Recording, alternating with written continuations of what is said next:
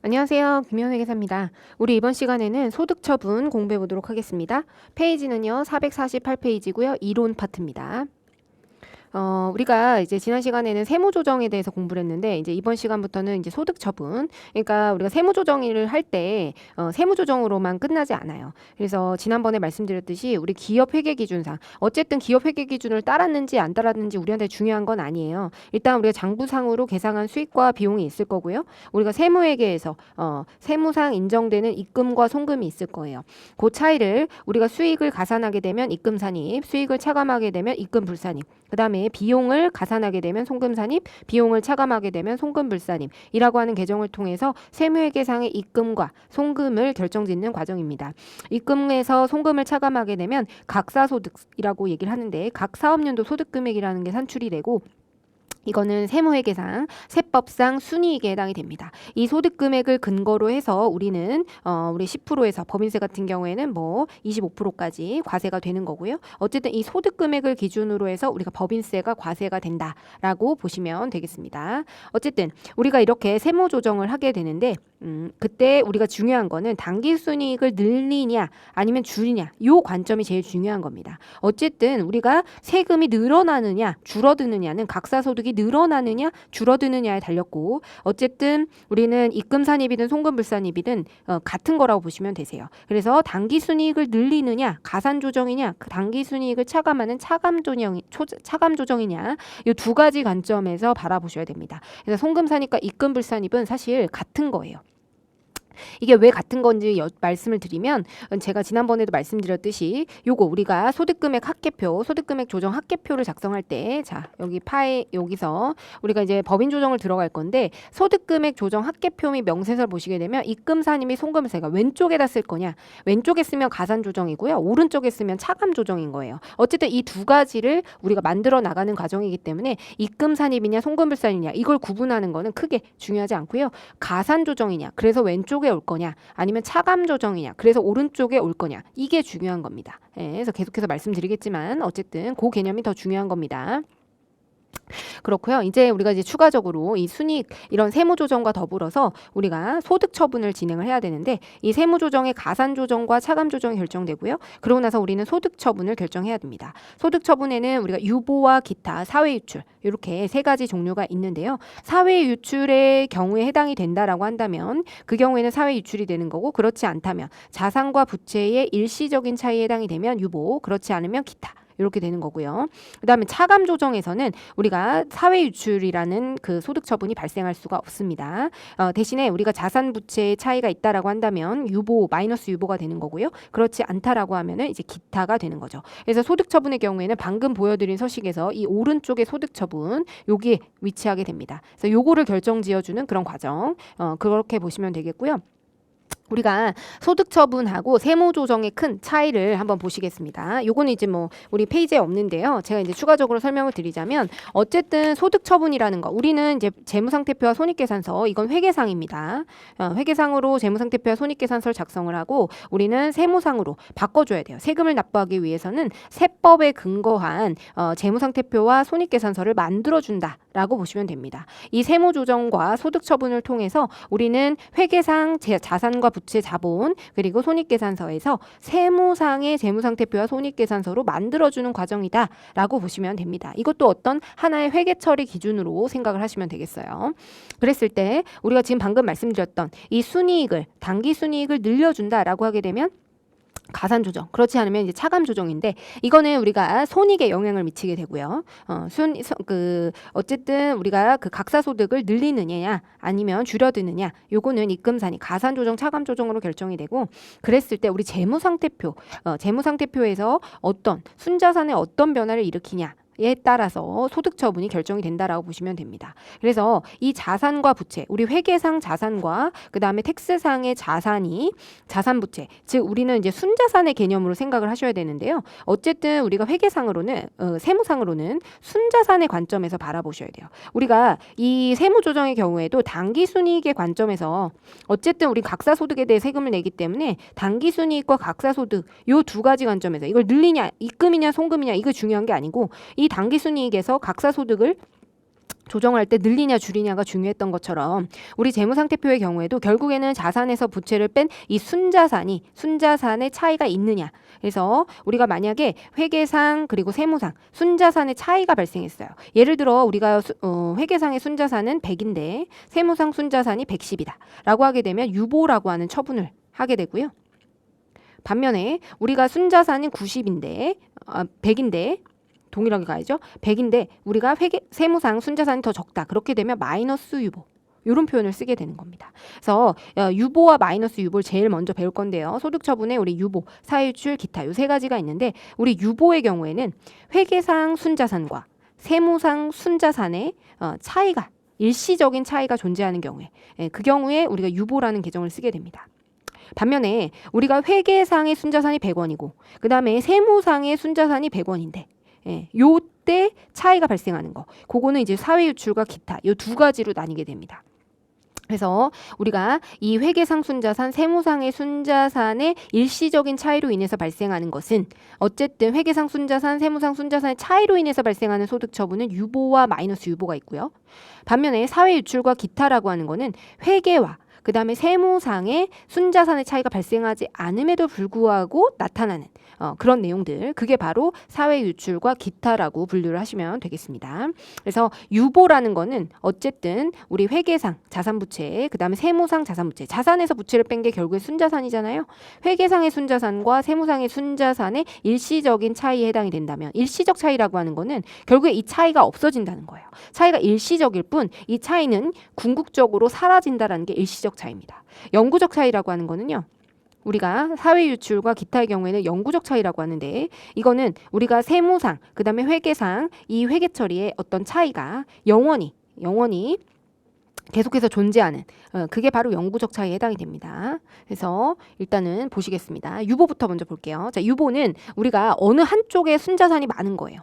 우리가 회계상, 세무상의 순자산이 많거나 적거나 둘 중에 하나인 케이스거든요. 그래서 이 유보의 경우에는 반드시 사라지게 됩니다. 일시적 차이에 해당되기 때문에 이 일시적 차이라고 하는 거는 지금 어쨌든 우리가 회계상, 세무상 이건 당연한 게 뭐냐면요.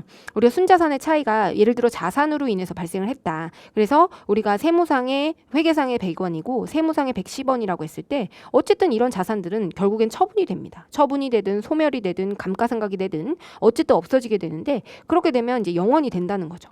영원이 되면 우리 회계상 순자산과 세무상의 순자산은 차이가 없어지게 돼요. 그렇기 때문에 우리가 이런 자산과 부채 어쨌든 순자산의 차이로 인해서 발생하는 차이는 궁극적으로 없어지게 된다. 이렇게 생각하시면 됩니다. 자, 그래서 유보와 마이너스 유보가 있는데요. 얘네들은 사후 관리가 필요해요. 왜냐하면 일시적 차이에 해당되기 때문에 이 차이가 궁극적으로는 사라지게 된다. 그렇기 때문에 그렇게 되는 거고 세무조정 보시면 우리가 가산조정과 차감조정으로 나눠야 된다고 말씀드렸죠. 그랬을 때 이 가산조정에서는 유보라고 하는 소득처분이 발생을 하게 됩니다. 가산이라는 거는 우리가 생각해봐도 지금 보시면 가산조정은 각사소득을 늘리게 돼요. 각사소득이 늘어난다는 거는 우리가 어쨌든 당기순이익이 자본의 이익잉여금에 쌓이듯이 우리 각사소득이 늘어난다는 거는 우리 세무상의 순자산이 늘어난다는 걸 의미합니다. 그래서 우리가 회계상의 순자산보다 세무상의 순자산이 더 많게 되면 그때는 유보라는 표현을 쓰게 되고요. 반면에 우리가 장부상의 회계상의 순자산이 세무상의 순자산보다 더 커서 세무상의 순자산이 더 적다고 했을 때는 마이너스 유보. 그리고 이게 차감 조정에서 쓰이게 되는 겁니다. 마찬가지로 차감 조정은 각사소득을 줄이게 됩니다. 그렇게 되면 자본이 줄어들게 되죠. 그렇기 때문에 이건 마이너스 유보다. 왜냐면 회계상의 순자산보다 우리 세무상의 순자산분이 더 적어서요. 그래서 그렇게 보시면 되겠고요. 이 유보라는 거, 마이너스 유보라는 거는 우리가 사실 편하게 쓰기 위해서 하는 거고요. 우리는 그냥 둘 다 유보긴 유보인데 가산 조정에 쓰는 유보를 유보, 차감 조정에 쓰는 유보를 마이너스 유보라고 편의상 그렇게 하는 겁니다. 근데 지금 보시면 여기 나중에 소득처분 100원 과목을 예를 단기매매 증권 매매 이렇게 보시면 유보 발생과 유보 감소가 있죠. 그래서 이 왼쪽에 오는 유보를 우리는 플러스 유보, 그 다음에 오른쪽에 오는 유보를 마이너스 유보라고 차감 조정에 오는 유보를 마이너스 유보라고 편의상 우리가 공부할 때 하는 겁니다. 구분을 하기 위해서. 그렇고요. 그래서 실무에서는 마이너스 유보라는 걸 존재하지 않아요. 그래서 자산부채 차이가 최초로 발생했을 때는 유보 발생. 그 차이가 우리가 발생했던 차이가 사라지게 되면 유보 감소. 이런 표현을 쓰게 됩니다. 네, 그렇게 보시면 되겠고요. 한번 우리가 실제 사례로 한번 보도록 하겠습니다. 이거는 이제 페이지 우리 교재 449페이지입니다. 자, 한번 우리 조정을 해보도록 하겠습니다. 우리는 이제 세무조정과 소득처분을 할 때는 결국적으로 오류수정 분계를 한다고 생각하시면 좀 편하실 거예요. 그래서 자, 지금 보시면 주식회사 에듀윌은 토지를 100원에 취득하고 취득세 10원을 현금 제출하고 비용으로 처리했네요. 자, 이거는 뭐 우리가 회계 기준을 따랐는지 어땠는지 이건 상관없어요. 일단은 우리가 회계상으로 어떻게 회계 처리가 되어 있는지 회계 분계를 입력을 하시고요. 그리고 세무상의 올바른 분계를 입력하시면 됩니다. 자, 그럼 우리 세무상으로 우리 토지와 관련된 취득세의 경우에는 토지의 취득원가에 가산하는 것이 원칙이기 때문에 이렇게 토지로 만들어줘야 됩니다. 그러면 우리가 오류 수정 분계를 한다고 하게 되면 어떻게 되죠?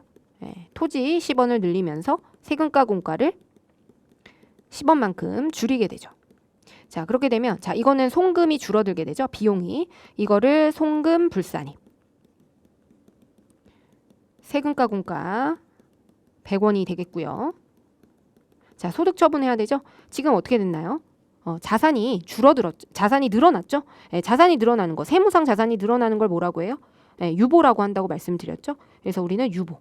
그래서 송금불산이 세금과 공과 100, 토지 유보 이렇게 표현을 하시면 됩니다. 그래서 여기에 송금불산입, 토지 100, 유보 이렇게 세무조정이 발생을 하게 되고요. 이때 여기에 오는 계정 과목의 경우에는 토지가 와도 좋고 세금과 공과가 와도 됩니다. 그래서 이게 뭐 이렇게 우리는 그 관련된 계정만 하면 되는데 보통은 이제 자산부채 계정이 오게 되고요. 이걸 뭐 어떻게 법칙이 있는 건 아닙니다. 그래서 자산 계정이 와도 되고 부채 계정 그 손익 계정이 와도 됩니다. 그래서 어쨌든 우리는 보통 자산과 부채 계정이 오기 때문에 그렇게 하도록 하고요. 이거를 만약에 이게 소득금액 조정 합계표 라고 하는 서식, 요걸 작성하기 위해서 우리가 이런 세무 조정을 하게 되는 건데, 그랬을 때 어떻게 작성을 하는지 볼게요. 자, 입금산입, 송금불산, 우리 가산 조정에다 입력을 해야 되겠죠. 그래서 과목은 토지고요. 그다음에 100, 그다음에 유보. 이게 소득금액 조정 합계표입니다. 그래서 유보가 지금 발생을 하죠. 유보가 최초로 발생을 했습니다. 이건 뭐예요? 우리가 회계상으로는 토지를 얼마로 보는 거예요? 100원으로 보지만 우리 세무상으로는 순자산이 지금 110원인 토지가 110원인 상태입니다. 그쵸? 네, 그래서 우리가 10원만큼 세무상 순자산이 더 많은 거예요. 그래서 이거는 유보에 해당되고 가산 조정에 해당이 됩니다. 그렇게 되면 우리가 여기에 좌적을표라는 거, 자본금과 적립금 을이라고 하는 서식에 요 유보를 관리하게 돼요. 왜냐면 이 유보라는 거는 항상 반대 세무조정으로 사라지기 때문에 유보를 그걸 추인이라고 하는데, 이 플러스 유보가 발생하게 되면 반드시 언젠가는 마이너스 유보가 발생하게 돼 있습니다. 이 토지를 처분하는 순간, 혹은 우리 회계상 장부와 그다음 세무상 장부와 그다음 세무상의 그 순자산의 가액이 동일해지는 그 순간에 유보는 추인되게 돼 있거든요. 우리가 곧 볼 건데, 그렇기 때문에 이 자적을표라고 하는 곳에 별도로 관리를 해줘야 됩니다. 자본금과 적립금 조정명세서 을이라고 하는 서식에 유보의 잔액을 관리하는 서식입니다. 그렇게 되면 이번에 우리가 토지라고 하는 계정 과목에 대해서 증가를 얼만큼 했죠? 100원만큼, 10원만큼 증가했네요. 10원. 자, 10원이고요. 이것도 10원입니다. 자, 10원이고요. 자, 10원만큼 증가를 했기 때문에 기말잔액은 자, 0원에서 그죠? 증가해서 10원. 이렇게 자본금과 적립금 을표에 작성이 된다라고 보시면 됩니다. 자, 그런데 이런 유보는 추인이 된다. 그게 어떤 사건이냐면요. 지금 볼게요. 자, 여기 2번에 보시면 제2기에 이 토지를 120원에 처분하고 다음과 같이 회계 처리를 했대요. 자, 그러면 우리 현금 120원을 받고요. 토지 100원짜리를 유형자산 처분이익이 120원. 100원짜리를 120원에 처분했기 때문에 유형자산 처분이익이 20원으로 계상이 되겠죠. 장부상에는, 회계상으로는 그렇게 계상이 되고요. 근데 우리 세무상으로는 어떻게 돼 있었죠? 토지가 110원으로 계상이 되어 있었기 때문에 유형자산 처분이익은 10원으로 계상되어야 됩니다. 그래서 유형자산 처분이익을 어떻게 해요? 줄여줘야 되겠죠? 유형자산 처분이익. 이걸 오류수정 분계를 한다라고 생각을 하시면 유형자산 처분이익을 10원만큼 줄이면서, 그러면서 토지를 10원만큼 줄이는 이런 분계를 하게 되죠. 자, 그럼 여기에 오는 분계는 입금 불산입이 되겠죠. 입금 불산입 10원이 되겠고요. 여기는요. 토지에 대해서 토지가 줄어들잖아요. 여기는 순자산이 감소하죠. 여기 부채가 오더라도 자, 우리가 어떤 계정이 있을 때 차변에 오게 되면요. 이때는 유보, 자산이 자산이 오게 되면 자산이 증가하고요. 부채가 오면요. 부채가 감소해도 순자산은 늘어나게 되잖아요. 어쨌든 우리는 순자산의 관점에서 우리는 이 순자산이 늘어납니다. 차변에 오게 되면. 근데 자산이나 부채가 대변에 오게 되면 자산은 감소하게 되고 부채는 증가하게 되는데 이 자산이 감소하고 부채가 증가하는 현상 모두 다 순자산이 감소되는 그런 현상입니다. 그래서 대변에 오게 되면 마이너스 유보 이렇게 사용이 됩니다. 그래서 차감 조정으로 계산이 되는 거고요. 지금도 마찬가지로 마이너스 유보가 되겠습니다. 그러면 자 입금 불산입 토지 10원이죠. 마이너스 유보. 네, 이렇게 하시면 분계가 완성이 되는데요. 자, 그러면 여기 한번 입력을 해볼까요? 소득금액 조정합계표. 이거는 이제 차감 조정이죠. 차감 조정에 해당이기 때문에 입금 불산이 꼭 안 와도 돼요. 송금산입으로 여기다가 입력해도 무관한 거예요. 어차피 여기다 오른쪽에 작성할 거기 때문에. 그래서 가산 조정이냐 차감 조정이냐가 중요한 거지. 이게 뭐 입금이냐 송금이냐 이건 구분이 중요하지 않아요. 아시겠죠? 그래서 일단은 우리는 토지고요. 그 다음에 10원만큼 이제 유보 발생. 마이너스 유보는 이 오른쪽에 오는 유보를 마이너스 유보라고 하는 것 뿐이지 유보 우리 감소죠. 유보가 지금 발생됐던 게 최초로 생긴 게 아니고 감소가 되는 현상이기 때문에 유보 감소를 입력하시면 됩니다. 에듀윌 유료 회원만의 특별한 서비스.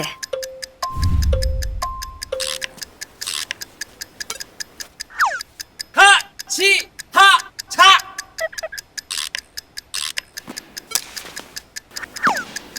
하치하차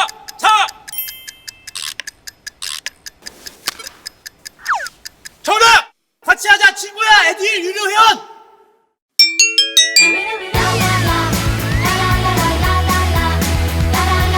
친구 소개하고 현금 받는 혜택.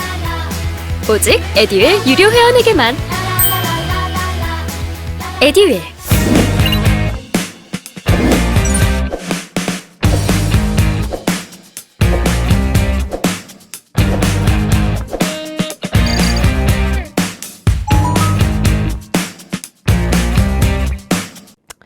자, 유보 감소 이렇게 입력을 하시면 되는 거예요. 그렇게 되면 자 지금 보시면 우리 기초 잔액이 얼마였어요? 작년에 넘어온 게 10원이었죠? 근데 10원만큼 감소하게 되죠? 그래서 기말 잔액은 0원이 되는 겁니다. 자 토지고요. 여기다 토지는 입력을 했다라고 치고 그래서 결국에는 우리가 X1년도에는 토지와 그 다음에 재무상태표와 그 다음에 그 회계상 순자산하고 세무상 순자산 10원이 차이가 났는데 우리가 X2년도에는 회계상 순자산은 어떻게 돼요? 토지는 0원이 되겠죠. 세무상은요. 얘도 처분으로 인해서 토지가 0원이 됩니다. 결국에는 이게 같아지게 돼요. 순자산이 같아지게 돼요. 이 차이는 결국에 얘가 처분이 되면서 사라지게 되는 거죠. 그렇기 때문에 항상 이 유보는 반대의 세무조정으로 반드시 이런 식으로 추인이 되도록 되어 있다라는 거를 염두에 두셔야 됩니다. 그렇고요. 그래서 이렇게 차이는 항상 소멸이 되고 마이너스 세무조정으로 우리가 소멸된다라고 기억을 해두셔야 됩니다. 어쨌든 우리가 이때는 우리가 이때 이해하셔야 되는 게 뭐냐면요. 이 세무조정을 위해서는 우리는 항상 총액법으로 회계 처리를 한다 보시면 돼요. 자, 우리가 순액법하고 총액법의 회계 처리를 보시면요. 우리 세무는 항상 총액법으로 우리가 모든 회계 처리를 한다라고 이해를 하셔야 됩니다. 그래서 지금 보시면요. 자, 현금을 예를 들어 현금을 150원의 토지를 처분한다고 했을 때 우리는 토지의 장부가액만큼 줄여주고 현금과의 차액분을 처분이익으로 계상을 하게 되죠. 근데 총액법 회계 처리는 뭐냐면요. 우리 현금으로 받는 거를 전액 수익으로 인식하고 그다음에 토지를 주고 현금을 받는 거죠. 예, 토지 가액만큼 전액을 다 비용 처리하는 겁니다. 그렇게 되면 요 수익과 비용을 차감하게 되면 이익이 처분이익이 50원이 남게 되죠. 이렇게 우리는 순액으로 처리하지 않고 총액으로 처리를 하게 됩니다. 이걸 바로 총액법 회계 처리라고 하는데 우리가 회계 기준에서는 재고 자산에 대해서만 총액법 처리를 하게 되고요. 회계 기준에서는 재고 자산만 총액법으로 처리를 하게 되고 그 이외에 대해서는 순액법을 처리하고 있습니다. 재고 자산만 총액법을 처리하죠. 그래서 우리 재고 자산의 경우에는 재고 자산이 매출이 발생하면 전액을 매출액으로 잡고요. 재고자산만큼 매출 원가를 계상해서 어차피 순이익은 매출 총이익은 30원이지만 이렇게 계상을 하지 않고 재고자산은 전액 비용 처리, 그다음 매출액에 대해서는 전액 자산으로 잡고 받는 것만큼 전액 수익으로 처리하는 이런 식의 분계를 진행하게 되잖아요. 그래서 이렇게 재고자산은 중요하기 때문에 우리 손익계산서 맨 위에 오기 때문에 제일 중요하고 그래서 이것만 총액법으로 처리하고 유형자산 처분 손익이라든가 아니면은 뭐 유가증권의 처분 손익은 순액으로 처리하는 것이 일반적입니다. 하지만 우리는 세무 조정을 위해서는 항상 이 총액법으로 회계 처리를 해야 된다라고 바꿔 놓으셔야 돼요. 그리고 이 총액법이 의미하는 건 뭐냐면 결국에는 우리 이 자산이라는 거는 어떻게 돼요? 이 자산이 소멸된다는 거. 자, 자산이 소멸되면 얘는 미래의 비용에 해당이 된다는 겁니다. 혹은 수익의 감소. 즉 자산이라는 건 결국엔 미래의 비용의 발생 혹은 수익의 감소를 의미한다. 요게 결론인 겁니다. 총액법으로 본다는 거는. 자, 반면에 부채는요. 자, 부채가 감소가 되면요. 자, 우리가 현금으로 부채를 상환했어요.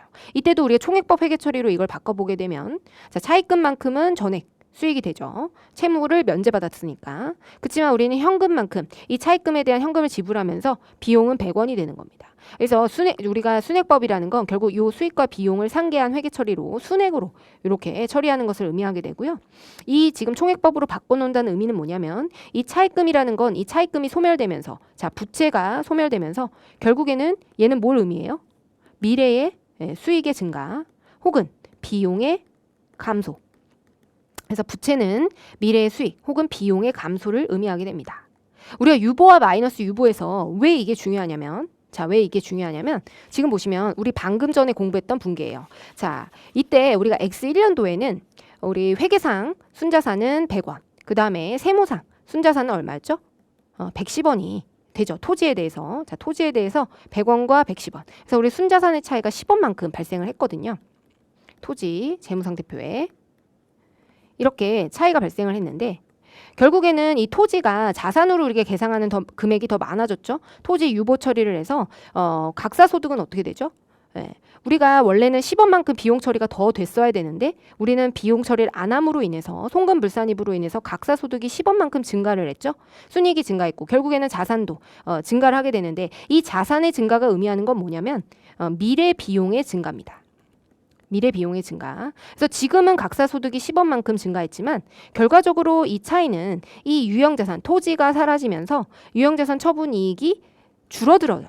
그렇기 때문에 각사소득이 결국에는 10원만큼 감소하게 되죠. 즉 자산이 X1년도에 더 많았기 때문에 10원만큼 더 많았기 때문에 이것만큼 비용 처리되는 금액이 X2년도에 더 많아져서 결국에는 각사소득을 나중에 줄이는 역할을 하게 되는 겁니다. 그래서 우리가 X1년도의 각사소득은 10원만큼 증가했다가 X2년도의 각사소득은 줄어들게 돼요. 그래서 결국에 순액으로 보게 되면 효과가 없게 되는 겁니다. 그래서 우리가 이렇게 유보와 마이너스 유보는 일시적인 차이에 해당이 되고요. 일시적인 차이를 일으켜서 우리가 마치 이게 각사소득의 차이를 가져오는 것처럼 보이지만 결국에는 이걸 순액으로 보게 되면 사라지게 되는 차이에 해당이 되는 거예요. 그렇기 때문에 우리가 세법상 소멸하는 자산이 장부상으로 소멸하는 자산보다 많기 때문에 비용 처리되는 금액은 더 많아지게 되고요. 결국에는 이 자산이 더 많아졌다. 지금 각사소득이 증가했다라는 거는 미래에 언젠가는 비용이 더 많아서 각사소득을 줄이는 일이 반드시 발생한다는 거예요. 유보와 마이너스 유보 개정에서는. 그래서 그 점을 좀 염두를 해두셔야 됩니다. 어쨌든 우리가 이런 유보와 마이너스 유보는 순자산의 차이로 인해서 발생해요. 세무상 순자산과 그 다음에 회계상의 순자산과 세무상의 순자산의 이 차이, 이 순자산의 차이로 인해서 일시적으로 이게 일치하지 않았다가 결국엔 얘는 반드시 일치하게 돼 있습니다. 그래서 순자산의 차이로 인해 발생하는 거는 우리가 뭐로 처리한다? 유보와 마이너스 유보로 처리한다. 그 점을 염두에 두시고요. 그래서 유보라는 거는 반드시 반대 세무 조정으로 사라지기 때문에 이걸 바로 우리는 유보를 추인한다, 소멸한다 이렇게 얘기를 하게 됩니다. 우리 아까 전에 봤듯이 X1년도에 10원의 기말 잔액이 있었죠. 하지만 이 기말 잔액은 결국에는 이 자산이 처분이 됨으로 인해서 결국에 소멸하게 됩니다. 그래서 이런 잔액들을 관리를 해주는 서식이 바로 자적을표고요. 자본금과 적립금 명세서 을. 그래서 유보가 있는 자산은요 반드시 마이너스 유보로 소멸되게 돼 있고요. 마이너스 유보가 있는 자산은 유보로 소멸이 됩니다. 부채도 마찬가지예요. 예, 이런 부채, 자산과 부채의 차이가 결국엔 순자산의 차이가 되잖아요. 자산이든 부채이든 상관없어요. 자, 유보는 마이너스 유보로, 그 다음에 마이너스 유보는 유보로 반드시 사라지게 돼 있다. 그래서 자산과 부채의 차이는요, 언젠가는 맞춰지게 되어 있습니다. 처분을 하든지, 뭐 평가 증을 하든지, 뭐 여러 가지 방법을 통해서 그 점을 여러분들이 염두에 두셔야 됩니다. 네, 그래서 유보는 이렇게 기억을 하시면 되겠고요. 자, 다음 보겠습니다. 다음은 우리가 이제 사회 유출이 나오는데, 교재는 사회 유출이 바로 나오는데, 저희는 일단 452페이지에 있는 기타 처분부터 먼저 보고 올게요. 자, 아까 말씀드렸듯이 우리가 소득 처분이라고 하는 거는 재무상태표의 차이예요. 재무상태표의 차이. 손익계산서의 차이는 세무조정으로 계상하게 되고, 우리 재무상태표의 차이는 어떻게 계상하죠? 요 차이는 소득 처분으로 계상을 한다고 했는데, 자, 우리 기타라고 하는 처분의 경우에는요, 순자산은 동일해요. 회계상 순자산과 세계상의 순자산이 100이라면 세무상의 순자산도 100원인 거예요. 순자산의 차이를 유발하지 않지만, 이거는 한쪽은 회계상으로는 이걸 손익거래로 인식을 했고요. 한쪽은 자본거래로 인식을 했습니다. 즉, 우리가 자본이 각각 90원에서 100원이 된 거예요. 자, 우리가 회계상으로도 90원에서 100원이 됐고요. 세무상도 90원에서 100원이 됐는데, 요 10원의 차이가, 예를 들어서 우리 재무상태표에서는 이익잉여금이 늘어났다. 그럼 손익거래가 되겠죠. 그래서 당기순이익으로 인해서 이익잉여금이 늘어나서 10원이 늘어난 케이스가 있을 거고요. 혹은 자본잉여금이 10원이 늘어나서 자본이 늘어나는 요 두 가지 케이스가 있는데요. 우리가 한쪽은 손익거래로 보고 한쪽은 자본거래로 보는 이런 케이스의 경우에 우리 순자산의 차이는 유발하지 않죠. 동일하게 90원에서 100원이 되는 동일하게 순자산의 변화는 우리가 회계상, 세무상의 차이가 발생하지 않지만, 이게 손익거래와 자본거래라고 하는 관점의 차이로 인해서 변화가 일어나는 거. 그거를 바로 기타라고 하는 세무조정으로 처리하게 됩니다. 이게 가장 대표적인 게 자기주식 처분이익과 자기주식 처분 손실이 있어요. 자, 우리가 자기주식 처분이익의 경우에는 회계상으로는 이걸 당기순이익에 반영하나요? 당기순이익에 반영하지 않습니다. 이걸 당기순이익에 반영하지 않고 자본거래로 인식을 하게 되죠. 그래서 자, 이 사례를 보면서 교재 452페이지입니다. 자, 자기주식 장부가액 100원짜리를 110원에 처분했어요. 그렇게 되면 우리 자기주식 100원, 그다음 현금 110원을 받게 되죠. 그랬을 때 우리는 10원만큼 자기주식 처분이익을 계상하게 되는데, 우리 이 자기주식 처분의 이익의 경우에는 자본조정이라고 하는 항목으로 자본거래로 인식을 하게 되잖아요. 예, 그런데 우리가 세무상으로는 이 자기주식을 처분함으로 인해서 발생하는 거를 수익으로 처리를 하게 됩니다. 이거를 입금으로 보는 거예요. 그래서 이거에 대해서는 과세를 하겠다라는 거예요. 당기순이익, 우린 여기에 당기순이익에 반영하지 않았지만 이거를 입금으로 반영하는 겁니다. 그래서 지금 보시면 우리는 이거를 수익으로 계상을 하고요. 자본을 10원만큼 줄이게 되는, 그죠?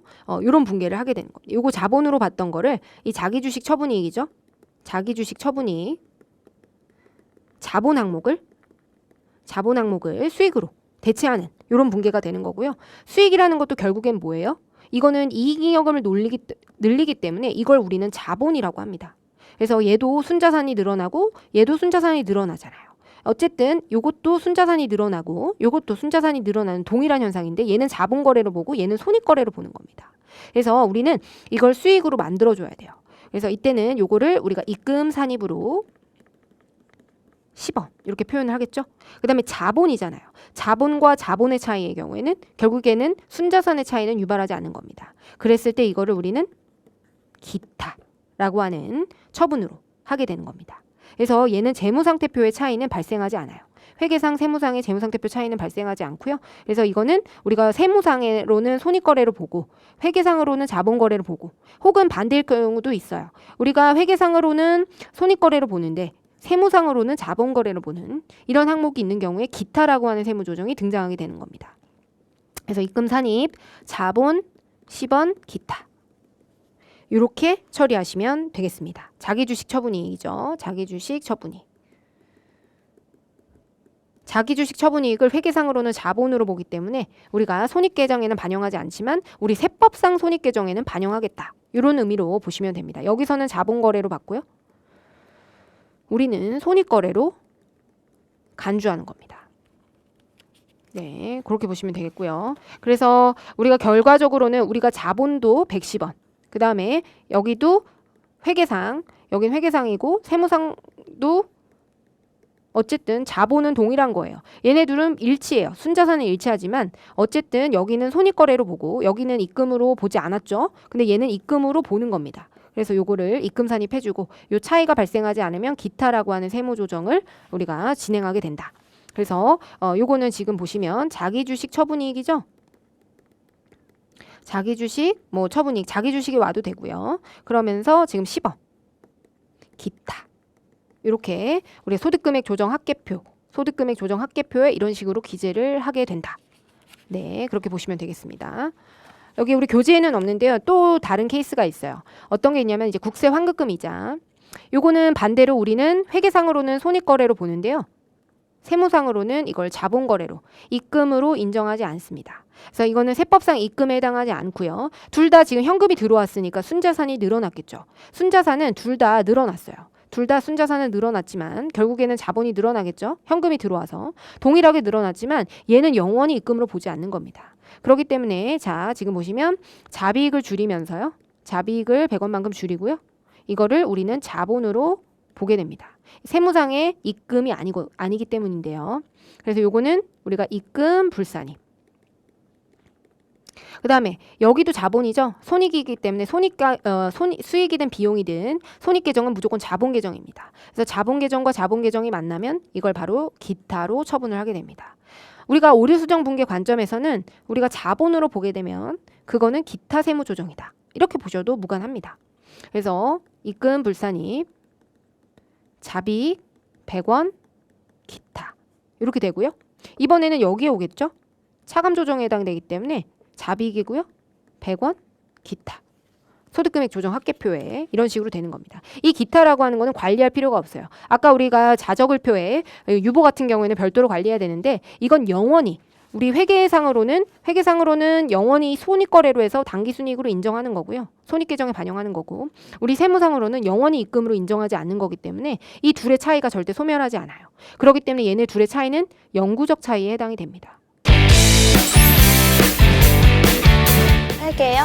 완전 초보였죠. 그것도 생초보.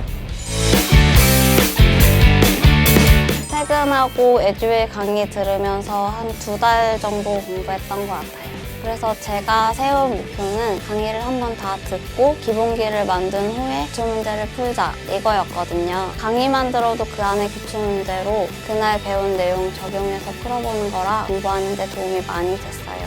에듀윌은 합격이다! 죽을 때까지 얘는 입금으로 인정하지 않고 얘는 입금으로 인정하는 그런 케이스. 그게 바로 기타라고 하는 세무조정입니다. 자, 그 다음 사회유출이라고 하는 계정이 있는데요.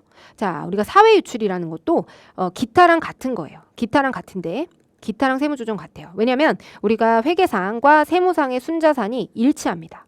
이 둘의 차이를 유발하지 않아요. 여기에 순자산과 여기에 순자산은 동일하게 됩니다. 회계상 순자산과 세무상의 순자산이 동일해요. 동일한데 예를 들어 둘 다 나갔어요. 둘 다 나가서 우리가 순자산의 차이를 유발하진 않지만 이 감소가 우리가 한쪽은 자본거래, 한쪽은 손익거래 혹은 반대로 여기는 손익거래고 한쪽은 자본거래로 보는 이런 케이스인데 부당하게 유출이 돼서 자, 손익거래와 자본거래에서 발생하는 그런 세무조정인데요. 여기에서 부당한 유출이 있었고요. 그리고 이거는 누군가에게 소득세를 물리거나 어쨌든 귀속자가 있는 거예요. 외부 귀속자. 그래서 외부 귀속자에게 부당하게 유출이 된 거라는 거에 좀 관점을 맞추셔야 돼요. 그래서 손익거래와 자본거래고 어쨌든 자본이 동일하게 줄어들고 이 순자산의 차이를 유발하진 않지만 기타의 세무조정이긴 한데 기타 중에서 우리가 어쨌든 이게 부당한 유출이 있어서 그거에 대한 소득세를 물려야 되는 그런 상황. 그래서 기타의 소득처분과는 유사한데요. 세법상 부당한 유출 등으로 인해서 손익으로 인식하지 않는 그런 자본거래에서 발생하는 자본계정, 사회유출이라고 하는 건 결국 자본계정입니다. 얘도 영구적 차이에 해당되고요. 그리고 자산 부채 차이는 발생하지 않습니다. 그렇기 때문에 자본의 차이도 당연히 자산에서 부채를 뺀 게 자본이기 때문에 자본의 차이도 유발하지 않고요. 반면에 이 사회유출의 경우에는요. 이거는 가산조정에서만 발생한다라는 그런 특징이 있습니다. 그래서 이거는 지금 페이지가 우리가 지금 449페이지 449페이지 얘도 영구적 차이에 해당돼요. 예, 그렇고요. 얘도 사후관리 불필요해요. 왜냐하면 얘가 만약에 송금이 영원히 송금이 아닌 거거든요. 여기는 송금으로 인정해줬지만 회계상으로는 송금으로 인정했는데 우리는 영원히 송금이 아닌 겁니다. 송금이라는 거 비용. 우리 회계상으로는 비용 처리했는데 세무상으로는 영원히 비용이 아닌 거. 이런 것들이 바로 사회유출 처분에 해당이 되고요. 제가 예시를 가져왔는데 우리 교재에 예시가 없어가지고 예시를 한번 보여드릴게요. 자, 우리가 개인 주주인데요. 주주가 개인 선박을 가지고 있어요. 그거에 대해서 수선비를 우리가 법인의 비용으로 지출했다. 이거는 나중에 공부하시겠지만 송금불산입 항목입니다. 업무와 무관하기 때문에 송금불산입 항목으로 우리가 부당한 유출에 해당이 돼서 송금불산입이 돼야 되는데요. 이거는 우리는 회계상으로는 수선비로 비용 처리하겠죠. 선박에 대한 수선비를. 그래서 장부상으로는 수선비로 비용 처리했지만 우리가 세무상으로는 영원히 인정하지 않는 비용에 해당이 됩니다. 자, 그러면 요거를 우리가 수정분계, 오류 수정분계를 해보게 되면요. 수선비 100원을 없애면서 사회유출 100원. 결국에 사회유출도요. 자본이에요. 자본. 그래서 여기는 비용으로 계상을 했기 때문에 이제 비용도 결국에는 자본에 해당이 되잖아요. 자본과 자본의 차이기 때문에 일단은 수선비는 송금불산입이고요. 송금불산입인데 이게 원래는 기타가 돼야 되겠죠. 자본이 왔기 때문에. 근데 이 기타가 아니라 이게 누군가에게 부당한 유출이 있었던 거예요. 예, 그랬을 때는 이 기타가 아니고 사회유출로 해서 누군가에게 소득세를 귀속시킵니다. 특히 여긴 지금 주주에 해당되기 때문에 배당이라고 하는 소득처분. 즉 이 100원이라고 하는 현금의 유출이 있었고요. 현금의 유출을 인정하는 건 맞아요. 근데 이 부당한 유출에 대해서 비용으로 여기는 손익거래로 보는 거죠. 그렇지만 우리는 영원히 손익으로 인정을 해주지 않아요. 그래서 비용으로 인정을 해주지 않지만 거기에다가 더불어서 이건 부당한 유출이 있었기 때문에 이 부당한 유출이 간 사람, 우리 법인에서 자 여기 법인이 있고요. 법인에서 부당하게 100원이 나갔죠. 누군가에게. 누구죠? 주주한테 나간 거예요. 그럼 얘는 100원을 받은 거죠. 그래서 얘가 소득세를 내야 됩니다. 이렇게 부당한 유출이 있었고 법인에서 자금이 흘러나간 거예요. 부당한 유출이 있었고 이게 누군가에게 어쨌든 부당하게 흘러들어간. 그래서 얘한테 소득세까지 매기려면 기타만으로 부족하다는 거예요. 그래서 우리는 사회유출이라고 하는 개정 과목 사회로 부당한 유출이 있었다라고 해서 이거를 손익에 대해서 그 해당 내역을 과세를 할 수 있도록. 그래서 우리는 배당으로 처분하게 되면요. 이걸 뭐라 그런다?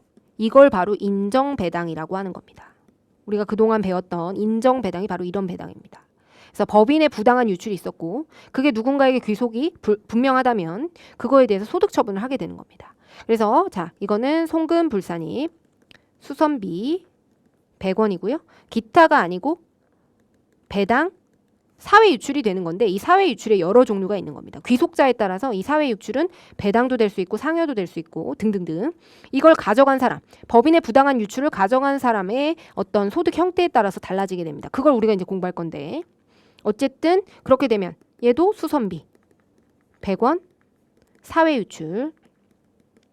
자 그리고 이 사회유출 중에서 배당에 해당이 되는 겁니다. 주주니까 배당 소득으로 과세하게 되는 거예요. 그 내용을 우리가 공부할 거고요. 지금 보시면 예를 들어서 우리가 1,000원의 자본이 있었다고 순자산이 있다고 가정했을 때 둘 다 이제 900원이 된 건 동일해요. 그렇기 때문에 순자산의 차이는 없어요. 자, 우리 장부와 그다음 세무상의 순자산 동일합니다. 그렇지만 여기서는 우리가 손익계정에 마이너스 100원으로 비용 처리했지만 우리 세법상의 손익에서는 절대 인정하지 않는 거예요. 그래서 이건 영구적인 차이에 해당이 되고요. 관리할 필요가 없습니다. 그래서 이건 유보로 자적을표에 관리되지 않아요. 그래서 사회유출 처분의 경우에는요. 일단은 지금 보시면 이렇게 한쪽은 비용인데 한쪽은 자산으로 처리하는 거. 네, 그래서 이렇게 장부상과 그다음 세법상의 순자산의 차이로 인해서 발생하는 거는 유보와 마이너스 유보에 해당이 됩니다. 그래서 세법상의 자산이 지금 더 많은 거죠. 그렇기 때문에 유보에 해당이 되고요. 반면에 우리가 나머지는 어떤 순자산의 차이를 유발하지 않는 경우에는 기타 항목에 해당이 되는데 그 중에서 현금이 나갔는데 이때 우리가 부당한 유출이 있었다. 그랬을 때는 사회유출로 처분이 되는 겁니다. 그래서 이 사회유출의 경우에는요. 반드시 가산조정. 세금을 법인세를 많이 납부하는 거죠. 가산이 돼서 법인세를 납부하면서 사회유출까지. 그래서 법인세도 납부하고 이 누군가에게 귀속을 물려서 소득세도 납부하게끔 만드는 이런 사회유출 처분을 하게 되는 거고요. 차감조정에서는 사회유출이 존재하지 않습니다. 그래서 이렇게 한쪽은 우리가 손익거래로 보고 한쪽은 자본거래. 여기서도요. 여기는 우리가 자본거래, 우리가 회계상으로는 수익, 손익거래로 보는 거고, 마찬가지로 세법상으로는 입금으로 손익거래로 보는데 여기선 자본거래로 보는, 이런 케이스들은 기본적으로 기타에 해당되는데, 기타 중에서 우리 비용이고 자본이긴 자본인데 그 중에서 누군가에게 부당한 유출이 있었다라고 한다면 소득세까지 물리기 위해서 자본이 아닌 사회 유출로 처분하게 되는 거고요. 그래서 우리가 이렇게 한쪽은 손익거래, 한쪽은 자본거래인데 차감 조정의 경우에는 무조건 기타로 오게 되는 겁니다. 예, 그래서 이 사회 유출은 가산 조정에서만 발생하는 세무 조정이다. 차감 조정에서는 발생하지 않는다. 요거를 반드시 기억해 두셔야 됩니다. 이건 교재 없습니다. 예, 제가 정리한 거고요. 자, 그러면 우리가 사회 유출을 누군가에게 귀속을 물리게 되는데, 자, 이렇게 법인한테서 나간 거예요. 자, 법인에서 외부로 유출이 돼서 누군가 가져갔어요. 누가 가져갔어요. 그러면 이 부당한 유출, 이 법인에서는 현금이 나갔겠죠. 예, 그거에 대해서는 영원히 인정해주지 않기 때문에 송금불산입을 해서 각사소득을 늘려가지고 세금을 높이 받고요. 이렇게 부당하게 유출이 돼서 흘러 들어간 이 사람한테도 소득세를 과세하는 겁니다. 자, 그래서 지금 귀속자가, 여기가 귀속자인 겁니다. 자, 귀속자가 주주의 경우에는 배당으로, 너 배당으로 가져갔어야 되는데 이거를 그냥 가져갔기 때문에 배당으로 소득 처분할게. 이걸 바로 인정배당이라고 하고요. 인정배당으로 과세하게 됩니다. 반면에 임원이나 사용인의 경우에는요. 그 경우에는 근로소득으로 과세해야 되겠죠. 그래서 상여로 해서 인정상여라고 하는 처분을 하게 되는 거고요. 이게 만약에 법인이나 개인사업자나 국가 등에 해당이 되잖아요. 그 경우에는 사실 이렇게 부당하게 유출이 돼서 소득이 올라가게 되면 그거에 대해서 아마 세금을 냈을 거랍니다. 왜냐하면 법인이나 개인사업자, 국가 등 한번 케이스로 제가 한번 보여드릴게요. 자, 예를 들어서 A법인에서 우리가 B법인에다가 돈을 주고 그 다음 제품을 가져온 거예요. 시가 100원짜리인데 120원에 주고 사왔다. 그러면 우리는 얼만큼의 이익을 지금 송금으로 인정받은 게 얼마예요? 120원에 현금이 나갔으니까 그거에 대해서 비용을 120원으로 매출 원가든 뭐든 처리를 했겠죠. 하지만 이 중에서 100원만 시세에 해당되고 20원은 인정하지 않겠다. 이거죠. 사회유출에 해당이 된 거다. 이렇게 가정하는 건데요. 그래서 이거는 사회유출에 해당이 돼서요. 송금불산입 20원 기타 사회유출 이렇게 처분하는데, 왜 기타 사회유출로 처분하냐면 이쪽이 우리가 이분이 귀속자가 법인이든 개인사업자든 사업자, 개인이 아니라 개인사업자, 국가 등에 해당이 되면은 이렇게 흘러들어간 소득이 20원의 소득이 증가했겠죠. 그것만큼 뭘 냈을까요? 법인세 부담액이 증가했다는 거예요. 얘는 100원인데 이 100원짜리를 주면서 120원을 줬기 때문에 얼만큼 20원에 대해서 뭐를 냈을까요? 법인세를 냈을 거예요. 법인은, 개인은요. 사업소득세를 냈겠죠. 국가는요. 네, 국가도 국가에 들어간 거니까 국가는 뭐 다시 과세할 필요가 없으니까. 네, 그죠? 국가의 경우에는. 그렇기 때문에 이렇게 법인세 부담액이 증가돼서 이미 과세를 했기 때문에 우리가 이거를 또 소득 처분을 하게 되면 또 과세가 됩니다. 이중으로 과세하는 그런 측면이 있어서 우리가 이게 개인이나 법인이나 개인사업자, 국가 등의 경우에는요. 이거는 이미 각사소득에 포함되어 있기 때문에 그쪽 법인, 이 상대방 귀속자 법인의 사업소득, 각사소득 혹은 사업소득, 개인사업자의 사업소득에 포함되어 있어서 이거에 대해서는 다시 기타 사회유출로 처분을 하게 됩니다. 소득처분 중에. 이게 사회유출의 종류 중에 하나고요. 이건 누구한테도 귀속을 물리기 애매한 상황에서 기타 사회유출로 해서 원천징수를 하지 않는 거. 그걸 이제 기타 사회유출이라고 표현을 합니다. 사회유출 중에서 귀속을 매기기 어려운 경우. 그래서 이중과세가 되기 때문에 어쨌든 주주 등의 경우에는 배당, 그다음에 임원이나 사용인은 상여로 해서 근로소득으로 과세가 되는 겁니다. 그래서 원천징수도 해야 되고요. 근데 우리가 이때 출자 임원이거나 출자 사용인인 경우 어떡하냐? 주주이면서 임직원이에요. 그러면 임직원으로 과세를 하게 됩니다. 그래서 상여에 해당이 되고요. 그다음에 법인 주주가 귀속자라면 기타 사회유출. 요거 말씀드렸죠. 법인이면서 주주에 해당되면 어차피 법인세를 냈을 거기 때문에 그 증가된 이익으로, 사회 유출된 이익으로 세금을 냈을 거라서 중복으로 과세되지 않도록 기타 사회 유출로 해서 아무한테도 세금을 물리지 않는 겁니다. 사회 유출인데 우리가 아까 제가 말씀드렸는데 사회 유출을 부당한 유출로 누군가에게 소득 귀속을 매기기 위해서 하는데 취지가 있지만 만약 그렇게 불가능한 경우에는 부당한 사회 유출에 해당돼서 송금불산입이 되어야 되는 게 맞다면 그때는 기타 사회 유출로 송금불산입하고 기타 사회 유출로 해서 누군가한테 소득세까지 과세하진 않겠다 된다라는 게 기타 사유 유출입니다. 자, 이렇게 그러면 이 귀속자는요, 결국에는 세금을 다시 납부해야 되겠죠. 예, 이렇게 부당하게 법인 결산 과정에서 나왔던 이 부당한 유출을 가지고 얘는 가져갔기 때문에 얘는 이 배당으로 받으면 배당소득세를, 그다음 상여로 받게 되면 근로소득세를 다시 납부하게 됩니다. 그럼 우리가 이걸 귀속 시기를 정해줘야 되는데, 상여의 경우에는요, 법인의 사업연도 중에서 근로를 제공한 날, 그러니까 예를 들어서 이 업무무관 비용에 대한 지출이 있었고요, 현금으로 지출을 했어요. X1년도에. 그러면 X2년도 우리 법인세를 신고하죠. X1년도 분에 대해서 법인세 신고를 하는 과정에서 우리가 이런 부당한 유출이 확인됐고 상여가 있고 배당과 그다음 기타 소득의 경우에는요, 예를 들어서 대표자 혹은 주주의 아들인 거예요. 주주 아들. 이런 경우. 그다음에 뭐 대표이사 아들인 경우.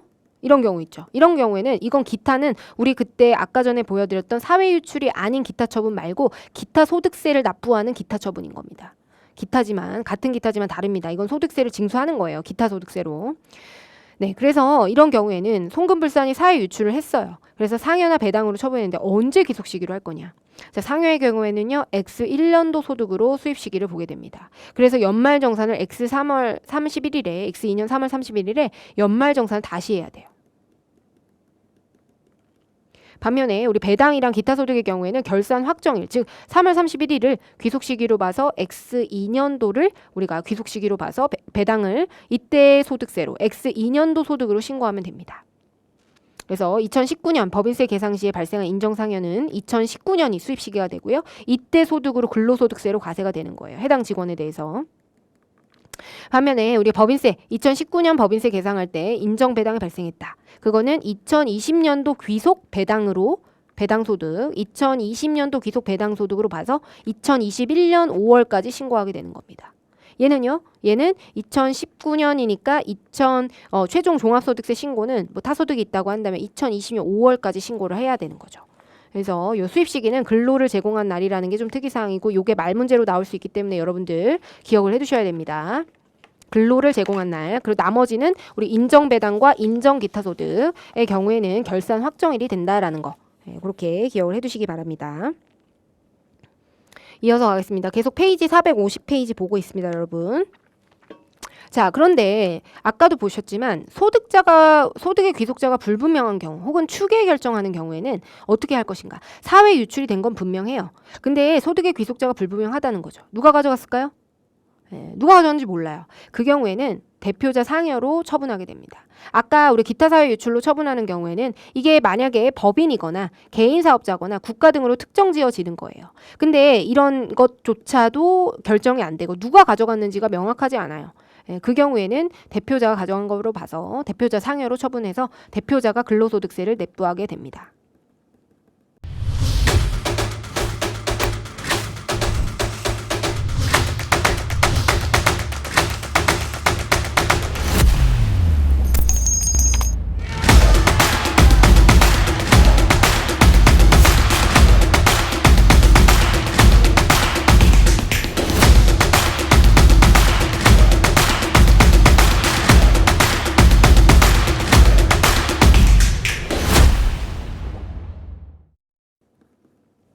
반면에 이제 추계 결정을 하는 경우, 추계 결정에 의해서 우리가 과세 표준이 있잖아요. 그리고 결산서상 법인세 차감전 순위 요 차액을 계상을 해가지고 그 차액분을 대표자 상여로, 그래서 추계 결정을 하는 경우, 추계로 결정하는 경우하고 그다음에 소득자가 불분명한 경우 요 두 가지는 대표자 상여로 처분하게 됩니다. 이건 단골 말문제로 출제가 되기 때문에 여러분들 요거는 기억을 해두셔야 돼요. 외워놓으셔야 돼요. 그래서 사회 유출된 건 분명하지만 소득의 귀속자가 불분명하다. 아까 기타 사회 유출의 경우에는 소득자가 명확했죠. 법인 주주 혹은 법인 혹은 개인 사업자. 이렇게 소득자를 특정 지을 수 있다면 그분의 어떤 소득의 유형에 맞춰서 소득 처분하면 되는데 우리가 소득자가 불분명한 경우에는 그때는 대표자 상여로 처분을 하게 된다라는 점을 좀 기억을 해두셔야 됩니다. 네, 그렇게 되고요. 추계 신고하는 경우하고 지금 추계 결정을 하는 경우와 그다음에 소득의 귀속자가 불분명. 추계 결정이라는 거는 결국에는 우리 세무조사 받아가지고 결정이 되는 거예요. 네, 그래서 그때 과세 표준하고 우리 순이익의 차익을 비교해가지고 상여로 처분하는 거, 그걸 얘기하는 게 되고요. 그렇게 되면 우리는 대표자 상여로 처분하게 됩니다. 근데 천재지변으로 인해서 우리가 멸실이 돼서 추계 결정한다면 그때는 당연히 기타 사회 유출로 처분해줘야 되겠죠. 사회 유출된 건 분명하니까 사회 유출로 처분해야 되는데 이건 누구의 귀속이 아니고 불가피한 불가항력으로 인해서 발생한 거기 때문에 기타 사회 유출로 처분하게 됩니다. 천재지변 등의 예외가 있다면. 그래서 요거는 반드시 어떻게 상여 그 다음에 기타 사회 유출 요거를 반드시 기억을 해두셔야 됩니다. 자, 그 다음 보겠습니다. 대표자 근데 이렇게 상여 처분을 했잖아요. 상여 처분을 해서 그러면 결국에 대표자는 자기가 대표자라는 이유만으로 세금을 납부해야 될 거예요. 그러면 소득세를 납부해야 되겠죠. 근데 소득세를 이거를 법인에서 대납하는 경우가 있습니다. 자, 대표자 상여가 처분이 돼서 결국에는 뭐 예를 들어서 뭐 한 2억 정도가 추징이 돼가지고 3천만 원을 납부하게 생겼어요. 그럼 대표자는 절대 본인이 내지 않겠죠. 이거는 뭐 불가피하게 이거는 어쩔 수 없이 소득의 귀속자 불분명한 탓에 내가 대표자라는 이유만으로 상여로 처분된 거기 때문에 이걸 법인세로 대납하는 경우가 있습니다. 법인에서. 그렇게 되면 우리가 비용으로 그걸 계상을 할 거예요. 회계상으로는 장부상으로는 대납을 하게 되면 우리가 비용으로 처리를 하게 될 텐데 우리가 이걸 세무상으로는 또 사회 유출이 되겠죠. 네, 그렇게 되면 또 다시 상여 처분하고 이거를 만약에 사회 유출을 상여로 처분하게 되면 결국에 또 다시 상여를 올렸다가 또 소득세 대납하고 다시 상여를 올렸다가 또 소득세 대납하고 이 무한 반복이 계속돼요. 그렇기 때문에 이렇게 대납을 법인에서 해주게 되면은 그때는 기타 사회 유출로 처분하게 되는 겁니다. 그래서 이거는 상여 처분을 받아서 소득세를 납부해야 되는데 대표자 상여로 처분한 거예요. 대표자 상여로 처분해서 소득세가 나왔잖아요. 네. 이 소득세를 법인에서 납부를 하는 겁니다. 법인에서 납부를 해서 하게 되는 거죠. 요때는 우리가 송금불산입 기타 사회 유출. 송금으로 인정해주진 않죠. 송금으로 인정해주진 않고 기타 사회 유출로 처분하게 된다. 근데 이거를 만약에 빌려준 거로 대여금으로 처분했다라고 하게 되면 자 대여시에는 다음과 같이 대여금으로 계상을 하게 되고요. 이거를 우리는 대여 업무와 무관하게 대여한 것을 가지급금이라고 하는 걸로 보게 되는데 요건 이제 나중에 배울 건데 이걸 가지급금으로 보지 않습니다. 그래서 세무조정이 없다가 이 특수관계가 소멸이 돼서 이 대여금을 우리가 회수할 수 없을 것으로 특수관계 소멸로 인해서 결국에 안 갚고 그냥 없어져 버린 거죠. 특수관계 소멸이 돼버리면 뭐 퇴사한다든지 아니면은 뭐 주식을 판다든지 그렇게 돼버리면 이걸 대손 처리할 수밖에 없는데 그 대손금에 대해서는 송금불산입으로 하고 그때 또 상여로 처분하게 되면 무한반복 이런 게 반복이 됩니다. 그래서 이때는 이제 기타 사유출. 네. 그래서 요거는 이제 장기적으로 보게 되면 이 대여금으로 한 거를 결국엔 송금으로 비용 처리한 거예요. 그죠? 이거를 이렇게 상계를 치면 우리가 현금 나간 거를 대송금으로 처리한 겁니다. 네. 그랬을 때 요 송금은 인정을 해주지 않아야 되는 거니까 송금불산입으로 하고 기타 사유 유출로 처분하게 된다라는 거를 기억을 해두셔야 됩니다. 네, 그래서 기타 사유 유출 처분이라는 거는 이런 용도로 사용하게 되는 거고 언제 기타 사유 유출을 쓰는지 요거는 기억을 해두셔야 됩니다. 말문제 대비해서 얘도 대송금으로 나중에 추후에 처리하게 되면 기타 사유 유출로 처분한다라는 거를 기억해 두셔야 되고요. 우리가 기타 사유 유출로 반드시 처분해야 되는 그런 케이스들이 있어요. 이건 이제 말문제로 나오고요. 그리고 앞으로 우리가 공부하면서 자연스럽게 익혀지시게 될 건데 자 임대보증금에 대한 간주임대료가 우리가 기타 사유 유출로 처분을 해야 되고요. 그 다음에 건당 1만 원을 초과하는 접대비 중에 법정 증빙서류 미수취 접대비 한도 초과 요것도 우리가 공부할 겁니다. 근데 이런 게 있다라는 거 정도 우리가 접대비와 기부금에서 공부할 거지만 이런 내용들이 있구나. 그리고 이거는 이회독을 하실 때 이거는 암기를 해두시면 됩니다. 왜냐면 이회독하면 우리 자연스럽게 이해가 되기 때문에 요거 접대비랑 기부금 쪽에서 다 공부할 거라서요. 그다음 말문제로 좀 많이 나오는 게 이 채권자 불분명 사채이자와 비실명 채권 증권의 이자 원천징수 상당액. 자 이때 우리 사채이자 있잖아요. 이거 자체는요 상여로 처분됩니다. 나중에 공부할 건데요. 이건 상여로 처분하는 거고요. 그거에 대한 원천징수 상당액. 요거를 우리 사채이자가 아니고 이자에 대한 원천징수 상당액이 기타 사회 유출로 처분이 되는 겁니다. 그래서 우리가 채권자 불분명 사채이자는 상여 처분이고요. 이거에 대한 원천징수 상당액이 기타 사회 유출이라는 거. 네, 그거를 구분해서 말문제로 기억해 두셔야 됩니다. 그다음에 요거는 아까 말씀드렸듯이 귀속이 불분명하거나 추계로 과세표준 결정 경정에서 대표자 상여로 처분했던 거를 소득세를 대납했을 때 그걸 비용 처리하거나 혹은 가지급금 대여금으로 계상해놨다가 우리가 소멸될 때까지 특수관계 소멸될 때까지 회수하지 않아서 송금불산입하게 되면 그거는 기타 사유 유출로 처리한다. 요거 아까 방금 전에 공부한 요 내용입니다. 자 그러면 우리 페이지 451페이지고요. 451페이지 요거 문제 풀어보겠습니다. 자 이랬을 때 우리가 세무조정과 소득처분을 해라 라고 되어 있네요. 그러면 볼게요. 자 이때 소득처분 자, 사업연도 중에 여비교통비 50만 원 지출했대요. 그럼 장부상으로 비용 처리를 한 거죠. 우리가 현금이 나갔고요. 비용 처리를 한 거예요. 자, 비용으로 50만 원을 처리했습니다. 여비교통비로. 근데 이거는 업무와 무관한 여행 경비에 해당되고요. 제3자에게 업무와 무관하게 지급을 했네요. 그럼 이건 비용이 아니고요. 사회 유출이 돼야 되겠죠. 그러면 송금 불사님 여비교통비 50만 원 사회 유출 이렇게 처분을 해야 되는데 이 사회 유출의 소득 처분이 요런 케이스에 따라서 다 달라지게 되겠죠. 그러면 그걸 한번 요거 사회 유출 처분을 정해 보겠습니다. 자, 주주인 경우에는요. 배당이죠. 자, 임원과 사용인의 경우에는 상여 근로소득으로 과세가 되고요. 출자 임원의 경우에도 요 뒤에는 임원이 중요합니다. 상여로 처분하게 되고 국가나 지방자치단체, 법인, 그다음에 개인 사업자의 경우에는 소득세나 법인세를 냈을 거기 때문에 기타 사회 유출로 처분을 하게 된다. 그다음에 대표이사 자녀의 경우에는요. 기타 소득으로 과세할 거니까 기타 처분입니다. 그리고 이거는 우리가 아까 공부했던 자본의 차이로 인해 발생하는 기타하고는 구분하셔야 됩니다. 이건 기타 소득세를 과세하는 소득 처분에 해당이 됩니다. 자, 귀속자가 불분명하대요. 이거는 대표자 상여로 대표자한테 소득세를 물리게 됩니다. 그리고 이거에 대한 대납액을 비용 처리하게 되면 그때는 기타 사회 유출. 네, 그걸 구분해서 기억을 해두시기 바랍니다.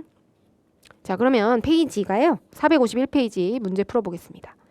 자, 법인세법상 소득처분과 관련해서 옳지 않은 것을 고르시오라고 되어 있네요. 자, 1번 사회 유출된 소득의 귀속자가 당해 법인의 임직원에 해당되면 상여로 처분해야 된다. 자, 2번 사회 유출된 소득의 귀속자가 불분명하대요. 그렇게 되면 배당이 아니고요. 대표자에 대한 상여로 대표자한테 물리게 된다. 자, 기부금이나 접대비 한도 초과액은 기타 사회 유출로 소득 처분해야 되는 반드시 기타 사회 유출로 처분해야 되는 항목에 해당된다고 아까 보았고요. 그다음 세무조정 금액이 사회 유출된 것이 분명하다면 그 귀속자별로 상여, 배당, 그다음 기타 사회 유출, 기타 소득으로 처분을 하게 된다. 그거 방금 내용 공부했습니다. 그리고 451페이지 밑에 있는 그 수입 시기 같은 경우에는 우리 아까 공부했고요. 자, 그다음에 그러면 우리가 이런 서식들을 왜 작성합니까? 결국엔 이 세무상의 서식 452페이지에 있는데요. 요 서식들을 작성하기 위해서 소득처분과 그 다음에 가산조 세무조정과 소득처분을 결정하게 되죠. 요게 바로 소득금액 조정 합계표에 해당이 됩니다. 이 소득금액 조정 합계표에는 모든 세무조정 사항들을 집계하는 서식에 해당이 되는데요. 그 중에서 기부금 한도 초과액, 그 다음에 전기 기부금 한도 초과액 2월액의 송금산이 요 기부금과 관련한 기부금의 한도와 관련된 세무조정 있잖아요. 그거는 모든 각사소득을 결정하고 나서 하는 세무조정에 해당되기 때문에 우리 나중에 공부하겠지만 그렇기 때문에 여기에는 절대 반영이 되지 않습니다. 그래서 우리가 문제에 만약에 우리가 소득금액 조정 합계표에 모든 세무조정이 반영된다라고 하면 틀린 문장입니다. 기부금과 관련한 이 한도와 관련한 세무조정은 여기에 반영되지 않아요. 이걸로 결정된 각사소득에다가 나중에 이제 결정이 되는 겁니다. 그래서 기부금 요 세무조정은 여기에 반영되지 않는다는 점을 기억해 두셔야 되고 예외가 있다라는 거. 그러면 우리가 아까 유보 같은 경우에는 항상 반드시 플러스 유보는 마이너스 유보로 그 다음에 마이너스 유보는 플러스 유보로 추인이 되기 때문에 우리가 반드시 우리가 자적을이라고 하는 표에다가 유보 잔액을 기초 잔액, 감소, 증가, 기말 잔액으로 해서 과목별로 해서 우리가 자적을표를 작성해서 관리해둬야 된다라고 말씀을 드린 바 있죠. 그래서 자본금과 적립금 조정 명세서 을표가 있고요. 여기에 있는 이 기말 잔액은 뭐예요? 결국에는 우리가 회계상의 순자산하고요. 그 다음에 세무상의 순자산의 차이를 의미하게 됩니다. 12월 31일 기준으로. 그래서 우리가 여기에 있는 유보를 플러스 마이너스 유보가 있겠죠. 그 기말 유보를 우리 회계상의 순자산에다가 플러스 마이너스 유보가 있을 거예요. 그렇게 더하게 되면 세무상의 순자산이 나오게 되잖아요. 그 서식, 우리 세무상의 순자산을 관리하는 그 서식이 바로 자본금과 적립금 조정명세서 갑이라고 하는 서식에 해당이 됩니다. 그래서 우리가 지금 보시면 여기에 나중에 보시겠지만 제가 자본금과 적립금은 여기에 있거든요. 조정명세서 나중에 보여드리겠지만 여기 보시면 유보가 이렇게 반영이 됩니다. 그리고 여기 조정명세서 가보시면 이런 식으로 이게 자본금과 적립금 을이고요. 자적을표. 이 기말잔액이 여기 100원으로 반영이 되어 있죠. 그래서 여기에는 회계상의 순자산, 회계상의 자본금, 자본잉여금, 자본조정해서 여기 자본금액이 여기 놓이게 되고요. 기말잔액이. 그리고 거기에다가 이 자적을을 더하게 되면 그때는 요 밑에 금액이 뭐가 되는 거예요? 세무상 순자산이 되겠죠. 자본, 세무상 자본이 되는 겁니다. 그래서 요게 바로 자본금과 적립금 값이라고 하는 서식이다. 그렇게 기억을 해두시면 되겠습니다. 마지막 문제 풀고 마치도록 하겠는데요. 자, 마지막입니다. 페이지가 453페이지예요. 자, 법정 서식에 대한 설명으로 옳지 않은 것은 1번 법인세 과세표준 및 세액조정계산서. 이거는 우리 나중 마지막에 배울 건데요. 여기서 우리가 세액을 산출하는 그런 서식입니다. 그래서 해당 사업연도 소득금액과 과세표준, 세액을 계산하는 서식이 바로 세액조정계산서에 해당이 됩니다. 맞는 거고요.